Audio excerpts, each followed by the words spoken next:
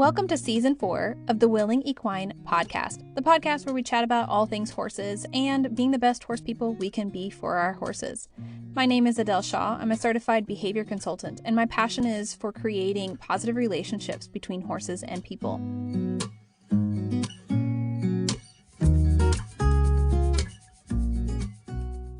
Hey, so today's episode is dedicated to my late horse, Cash. Cash passed away a couple weeks ago on August 26th, 2022. And I shared some of the details on Instagram, and I'm sure many of you guys who are listening are familiar with that and saw the news.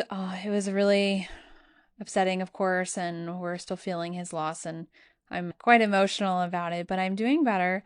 And I felt like I could really honor Cash's memory by doing a podcast episode talking about senior horses, but also I wanted to talk specifically about unridden equine horses that are, and their value and how important they are. And I want to just dedicate this whole episode to those horses and everything, all the value that they bring to our lives, how important they are, who they are, and just share about just how much they have to offer and how valuable they are. And I just want to share Cash's story and then everything that he's taught me and everything I've learned through that experience and time with him.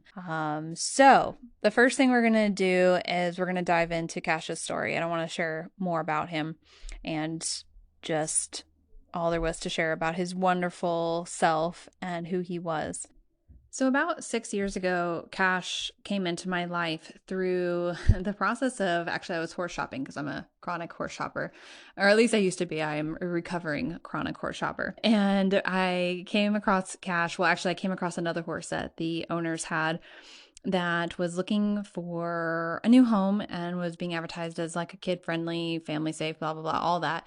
And unfortunately, that horse had sold, but they told me that they had another horse that I might be interested in that really fit what I was looking for. And so I scheduled with them to go visit this other horse. Well, long story short, I arrived and Cash was in really bad condition. There were other horses on the property that were also in equally as poor of condition, and it ended up being an animal neglect case. There's a lot of story behind that.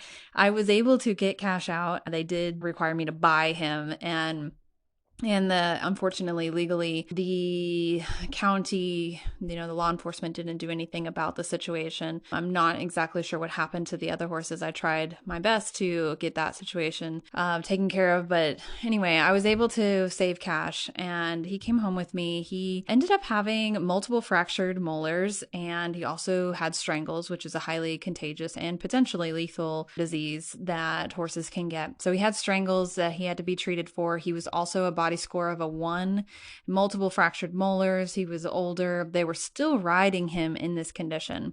It was a really sad situation. Thankfully, when I brought him home, I actually was concerned that he wouldn't be able to make it, that maybe he had organ damage. That does happen with starvation cases sometimes. So I wasn't sure how long he had been in that state for.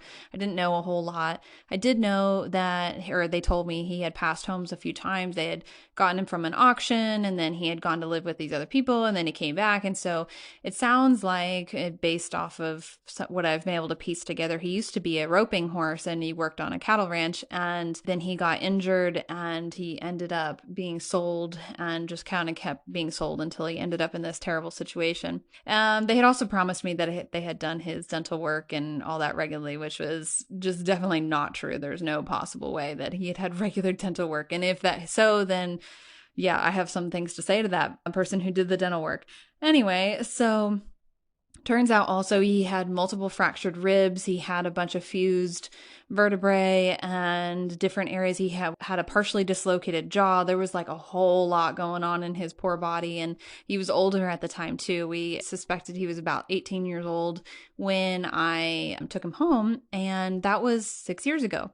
So for the last 6 years, Cash has been just just growing in health and doing amazing. I mean, the first couple of years, it was all about putting weight on him, getting him healthy, getting his feet balanced, getting his teeth taken care of, doing the body work to help him cope with his old injuries that had remodeled. He had remodeled ribs and stuff too. Just helping him really get to a comfortable place, as comfortable as he was going to be. He was never going to be, performance riding horse again, but he could be, a comfortable retired horse, and he could live with us and enjoy a really good life. And oh my gosh, this horse was such a saint around my kids. He was so patient and quiet and just really easygoing. And when you have horses that you rescue from situations like that, and even horses that aren't rescues, when I bring in horses that are coming from a living condition or just a handling, style where they are used and pushed around and their behavior is suppressed and their way of communicating is suppressed, and they are just really treated as robots and like they need to be obedient servants to the humans. A lot of times I wonder what's going to come next. So when the horse starts to what I call wake up, because they've been really, shut down and suppressed and hushed and quieted, and they're just kind of blindly, obediently following the instructions and doing whatever it is required to stay alive. When you start to show the horse that they're in a place where they can speak freely, basically, where they can start to communicate and show their fears and show what they're worried about and show what they're uncomfortable with and what feels good and what doesn't, what hurts, what doesn't. When they can start to communicate again, they start to really engage in their environment and start to trust people. Well, first, what comes is they oftentimes start to what I call wake up or unpack. And I wasn't sure what the unpacking process would look like with Cash, physically and emotionally and mentally. Was he going to go from this quiet, robotic kind of horse to just like a don't touch me, I'm terrified of people and lashing out and all that? Or was he going to be timid and withdrawn? Was he going to be spooky? There's all these things that can start to happen when the horse starts to unpack and waken up. Thankfully, though, with Cash, what really happened was he started to, he stayed really quiet and he was very patient and very gentle, but he definitely had a transition period where he started to communicate no more often, which is totally fine. I wanted him to communicate freely with me. I wanted him to feel safe doing so. And what that would look like would be that I would ask him to leave the barn, like to go on a halter and lead rope, or even at liberty. I try to do as much as I can that way outside of the barn. And he would just kind of stand at the edge and be like, no, I'm good in here. And he wouldn't want to go forward. He wouldn't do anything, lash out or run away or anything like. He'd just kind of stop and he would look at me and he'd be like, no, we're good. And that's fine. And I wanted him to communicate that. And he became very comfortable communicating that with me. And that was so important for him to be able to do. Then from there, the transition process the transformation process turned into him starting to say yes more. So first we had a lot of no, and then he started to really learn to trust and learn that it was okay, and that it was okay for him to go with me and do things, and that it was going to be reinforcing for him and it was going to be a good experience. And so he started to say yes a whole lot more. So that took time, but it did happen. And I see this happen a lot in horses. And the unpacking process is so different for every horse. There's no, just standard process. There's no path that every horse takes. They all have different histories, all have different learning histories. They all have different personalities, genetics, all of that, and, body condition, and all of that plays a big role too, like how they're feeling physically. And so the unpacking process is going to look very different, and the timeline is going to look very different for each and every horse. They're unpacking their trauma. They're working through it. They're learning to trust again. They're learning to express again and to be heard and seen. And that takes time. So with Cash, I was very, very thankful that even with that unpacking, the process of him unpacking looked a lot like him just kind of be like, not going to do that today. And I'm like, okay, that's fine. I'm going to respect that. I would rather you tell me that in that way than any other way. And he was always just so gentle and patient about it. And he loved my kids. Actually, if you guys saw on my Instagram, I created a tribute to him. Like it was a video montage, collage, whatever you want to call it, where I put together all of the videos that, or not all of them, that would be a lot of videos, but I just put together like a highlight reel kind of thing of his life with me the last 6 years. And a lot of the videos included my kids, and he was just so amazing with them and loved them, and just really patient. And so even though, and this is what inspired, or is part of what inspired this episode, even though we never really rode because of his physical stuff. Now, he did in the earlier years when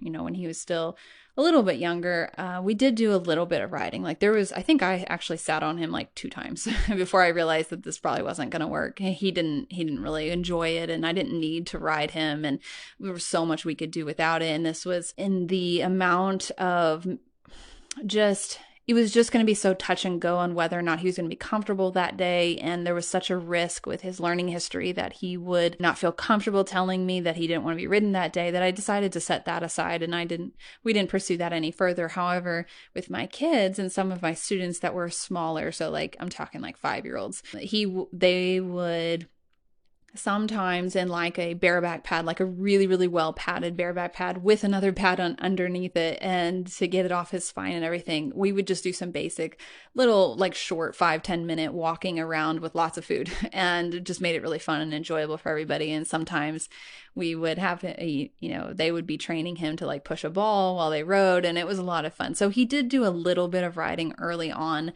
but in the last couple of years, so he was 26 when he passed, so I guess he was like, yeah, anyway, it wasn't quite 6 years. I don't know, my math is all messed up. So he would have been more almost 20 when I got him. Again, we're all kind of guesstimating here because it was just going off of his teeth, which were a mess. So so really what kind of inspired this episode, along with just talking about senior horses and their value, is talking about the unridden horse and how valuable they are and how important they are, and how horses don't need to be ridden. You don't have to ride a horse for them to be fulfilling a purpose, their purpose, and being of value. And I can't tell you how many times I could say that over and over again to just like really drive it home.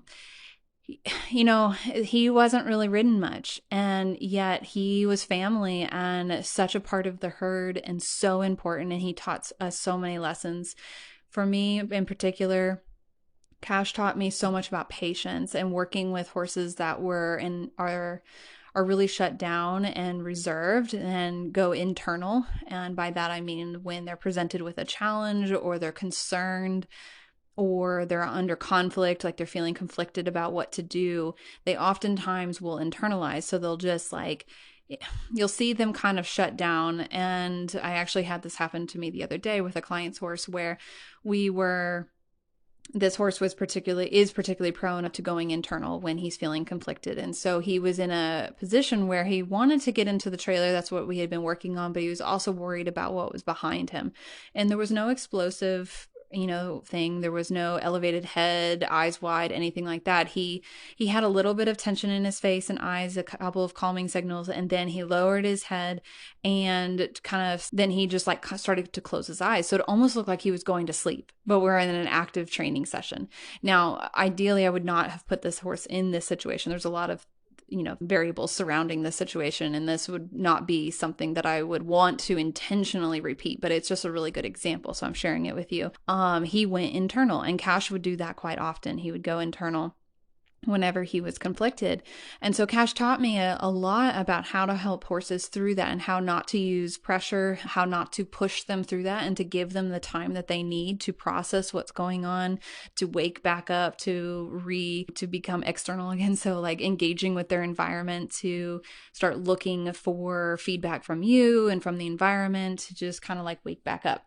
And part of that is just patience. Honestly, it's just sitting and being patient with them and waiting for them to go through their process, being there as a support, being there to sit with them and show them safety, and then also taking that pressure off. So stepping even, not asking them to do anything, taking deep breaths yourself, taking the pressure off of just how you're even standing. Like, what are you doing physically with your body language that could be inadvertently putting pressure on the horse? Even mentally, like we tend to be very agenda driven and we have these goals. We want to do this, we want to do that. That's putting pressure on the horse. Even if we're thinking it's just in our head, I guarantee you your horse is picking up on that. So he taught me so much about not putting pressure on horses, especially horses that feel very conflicted when they're put under pressure and tend to go internal. And so, prior to Cash, with my mare Tiger. So my mare Tiger, who I've talked a lot about, I just told her story in the podcast episode I think it's titled Love Without Conditions. Anyway, she was very expressive. When she became worried or conflicted, you could tell. She was very clear about that with her body language. She was just like wide eyes, start to have all the displacement and calming signals. It was just very, very obvious. So I needed something that was extremely obvious to start this learning process for me and to start this journey for me of looking for a new way to communicate with horses and be with horses. And Tiger was that horse for me. She really pushed me to start the journey. Then, obviously I've had other horses in my life that have taught me many lessons, but we're going to fast forward to Cash.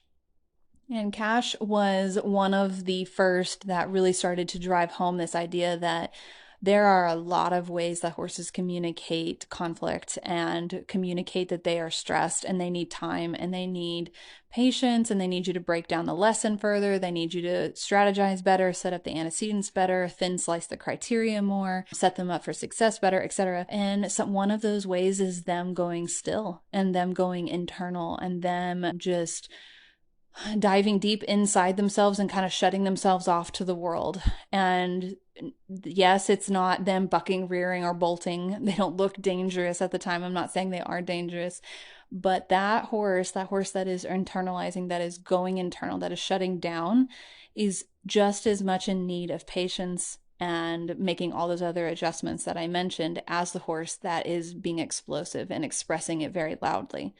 And he was such a important horse in my life to start that process of me learning that it at a deeper level. I knew it to some extent, but he just really drove it home for me because he was so calm. And it just, on the outside looking at him, you're just like, no, he's perfect. You could just do anything. You could ask him to do anything. He just deals with anything. He's great. Like if you were just going to blindly go forth and he would do whatever you asked him to do. He would never stop, and meaning that he would never really push back. But if you quieted yourself and you really watched him and you really observed, you could see the subtle shifts. You could see the slight head turn to the left. You could see the slight tensing of the nostrils. You could see him start to close his eyes just a little bit or lower his head just a little bit. He would start to go internal.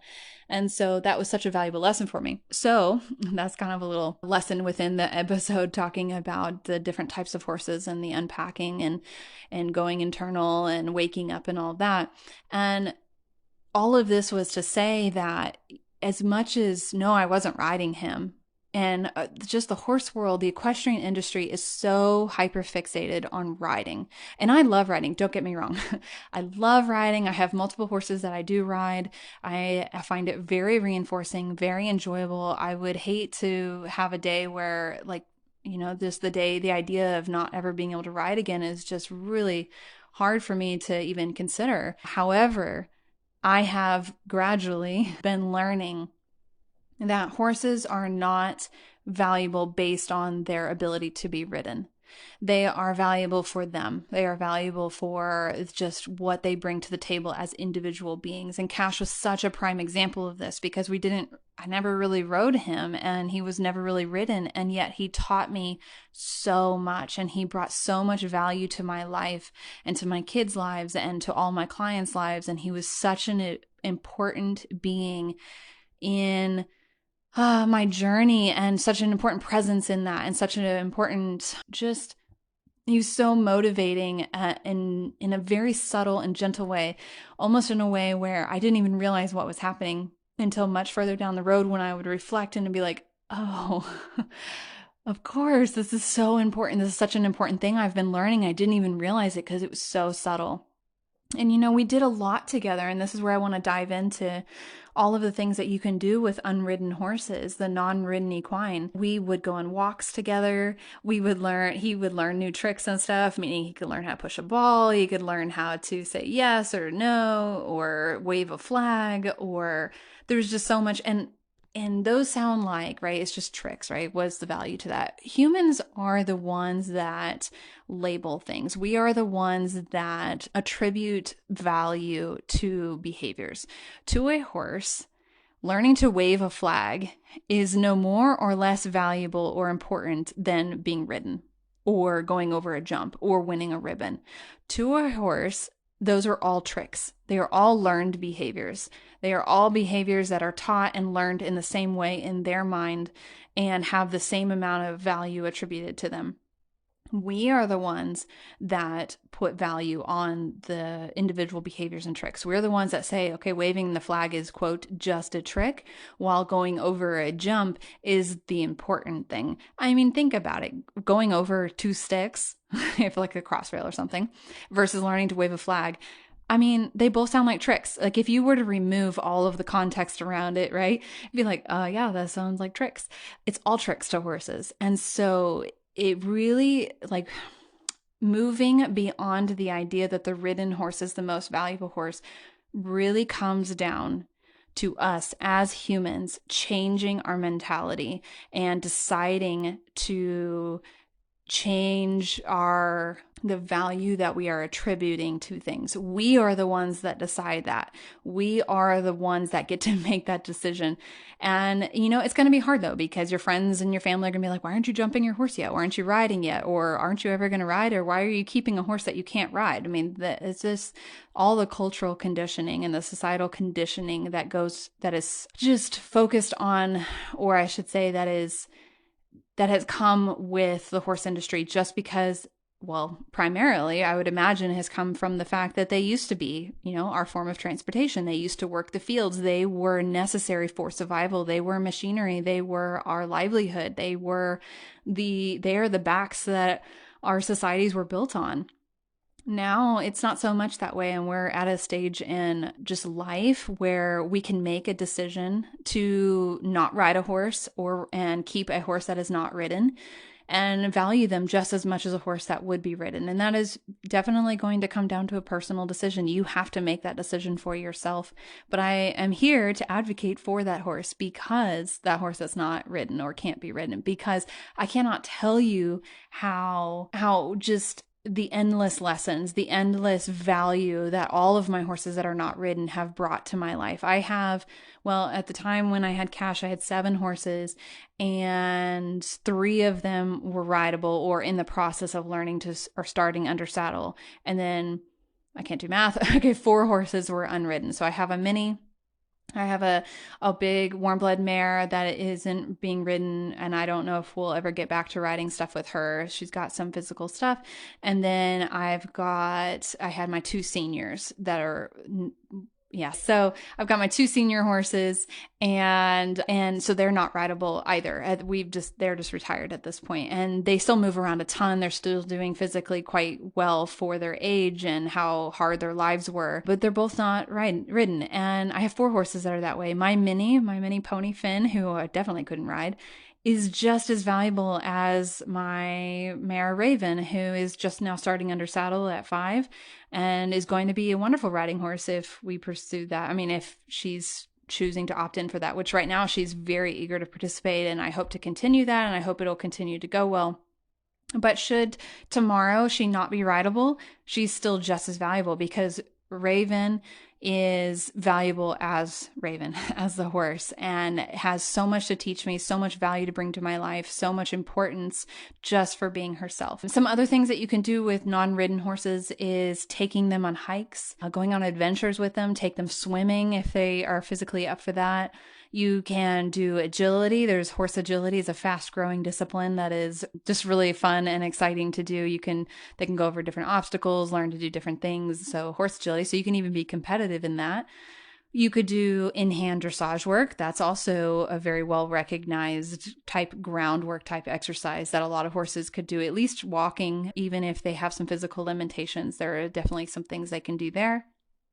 There's like different liberty training. There's even a whole organization dedicated to competitive liberty training. So there are ridden tests, but there's also a lot that's on the ground. There's scent tracking, and they might call it something else, but basically you're going to teach your horse, who horses, by the way, have very powerful senses of smell, just like dogs.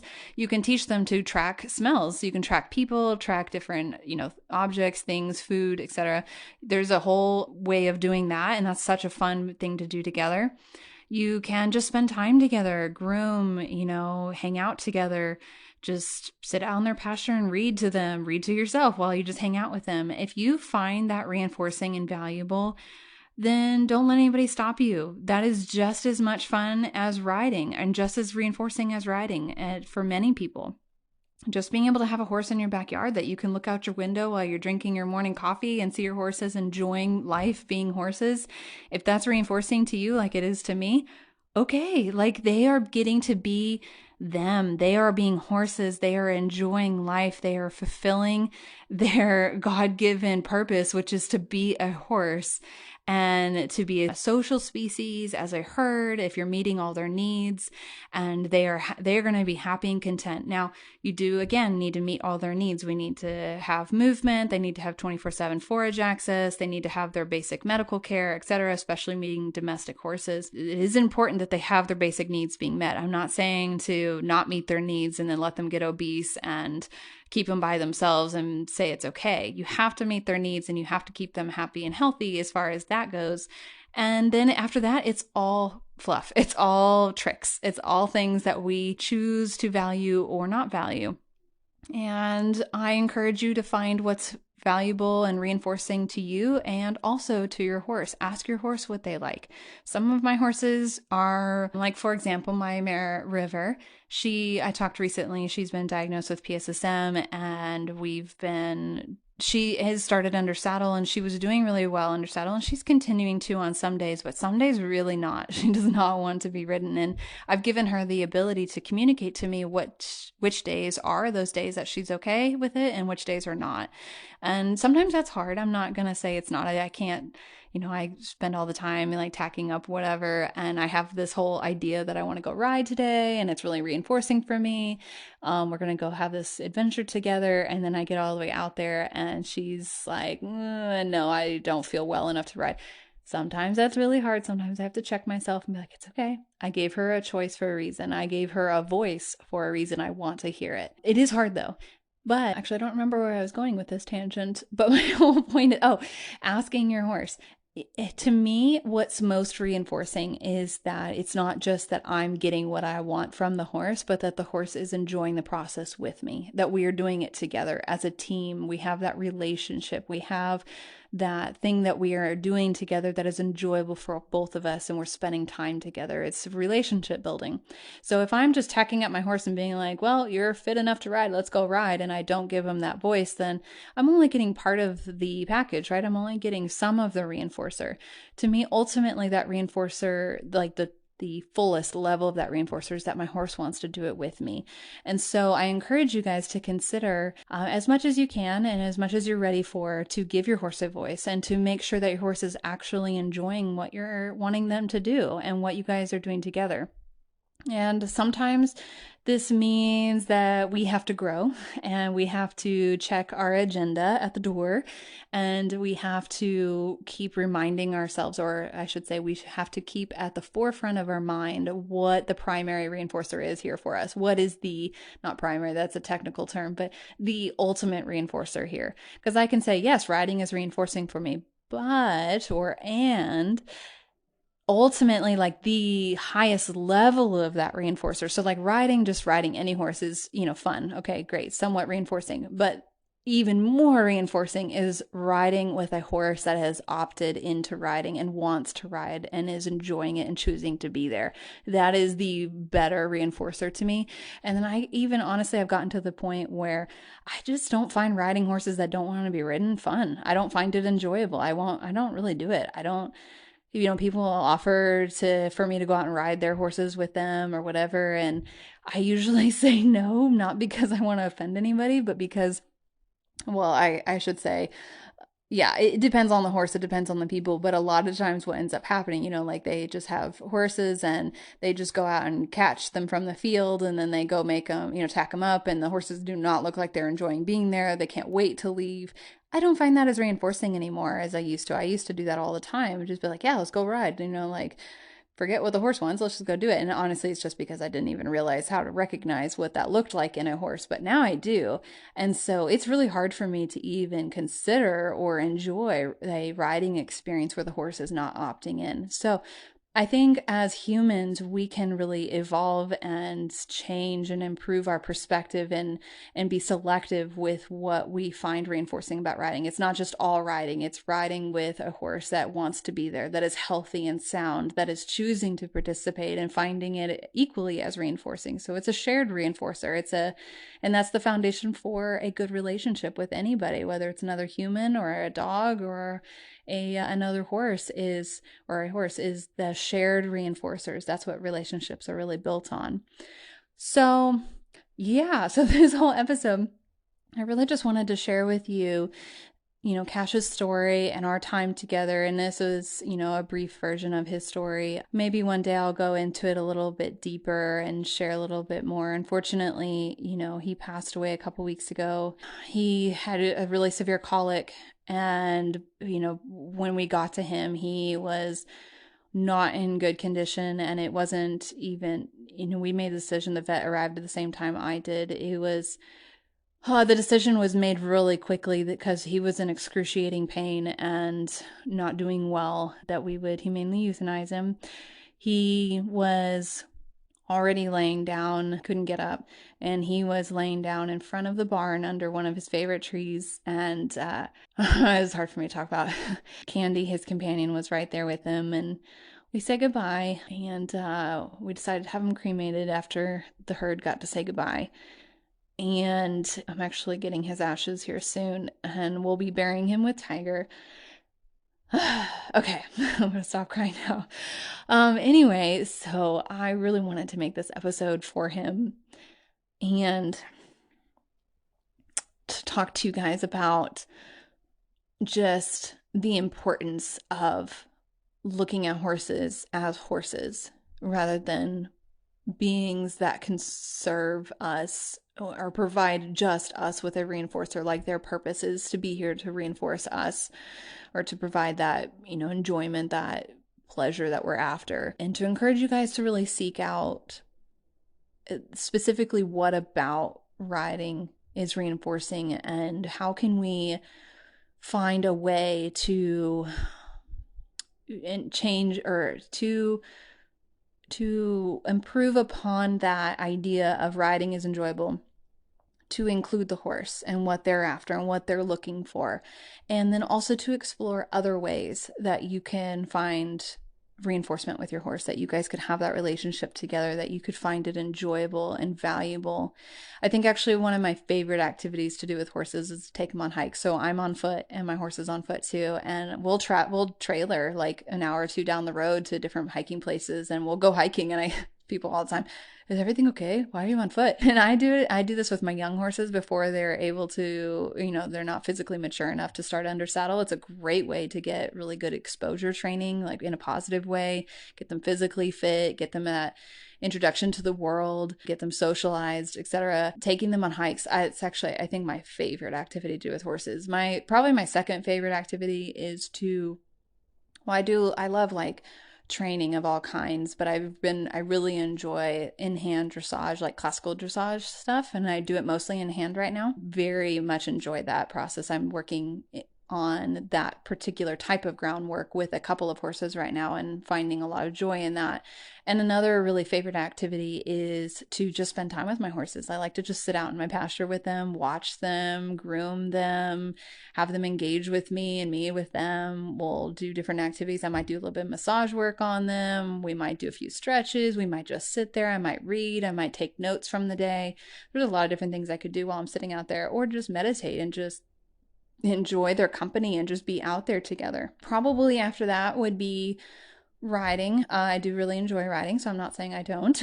But again, it's with a horse that is opting in, is choosing to be there and has that ability to consent to it. And that's a human term, but we can operationalize it enough to be applicable here for horses without being too anthropomorphic, and also have the ability to opt out. So something I teach my horses to do is to touch my boot. So they'll turn their head around and touch my boot to ask me to get off. And I give them that option. I teach them how to do that, and then I let them do that. And there's been times where I've been out on a trail ride with a horse. Actually, this happened not too long ago.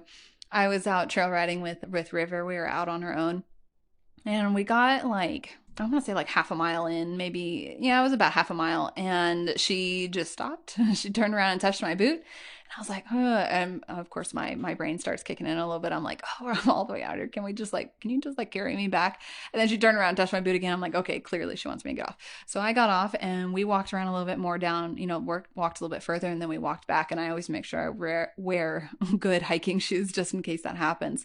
And she ended up being a little bit sore after that and having some PSSM symptoms after that. So I believe her telling me to get off was related to that she wasn't feeling well. And maybe she thought she could do it that day, but then she got half a mile in and she realized that it wasn't a good day for me to be riding, or maybe her muscles started to act up. I don't know.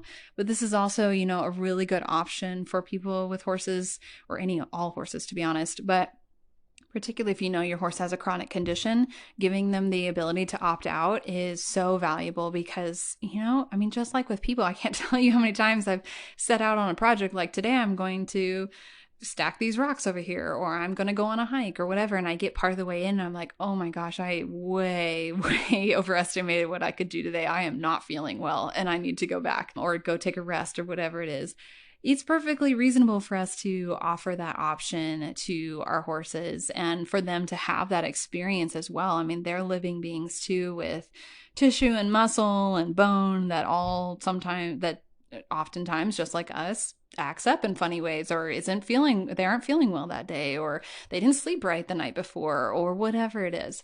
So, and there may come a day that River, as much as I put a ton of work into all of her under saddle training, I've spent years prepping for this stage, and I had lots of plans of doing trail riding and under saddle, dressage and like Western dressage, and I want to do a more classical approach, and maybe was looking at even doing like some sorting or something, I don't know, ranch riding. I've put a lot of work into that. I've spent years prepping her for under saddle work. And then we got the PSSM stuff, the diagnosis. And even without it though, I mean, if she tomorrow just kept telling me, no, you can't get on. No, we're not doing this. No, I don't want you on. Yeah, it would hurt. It would be hard because I've put so much work into it. So it'd probably be the process of mourning all of that time put towards a specific training goal. But that doesn't change our relationship. She is still River. She is still the baby that I have raised since she was 4.5 months old. She's still valuable. She's still my horse, my River, and we would just find something else to do together. She loves hikes. We'll go on hikes. I mean, I love hikes. Obviously, I just said it's one of my favorite things to do with horses. So we'll just hike. If she wants me to ride, great. If not, we'll just hike. And I think that's really just kind of the prime example there, is that we have a relationship. I've committed to her. She is my horse and I'm her human, and doesn't really matter what that looks like as long as we're spending time together and we're both finding it mutually reinforcing. And I would love for this episode to be very encouraging to a large audience of equestrians that either have been going through this or looking at potentially going through this, where the horse may not be wanting to be ridden anymore, or doesn't seem to want to currently be ridden, or maybe is getting a medical diagnosis that is like, oh, I don't know if we'll ever be able to ride again. Or maybe you're looking at adopting a horse. Should you go the one that is supposed to be ridden? Because I mean, what are you doing with a horse that shouldn't be ridden? I'm also hoping this will help horses that are sitting in the foster system or sitting at the rescues waiting to be adopted that are not rideable. There are so many horses looking for homes that are not rideable, and I hope that there are more and more homes to come for those horses because they are valuable, they are important, and Cash is a shining example of what those types of horses can bring as value-wise to everybody around them, and how important they are, and what they can do as far as just changing people's lives. And yeah, I hope this episode was inspiring, and I hope you didn't mind me getting choked up. I hope to share more stories about Cash and more about him and our time together, and our other horses that are in the similar shoes. So yeah.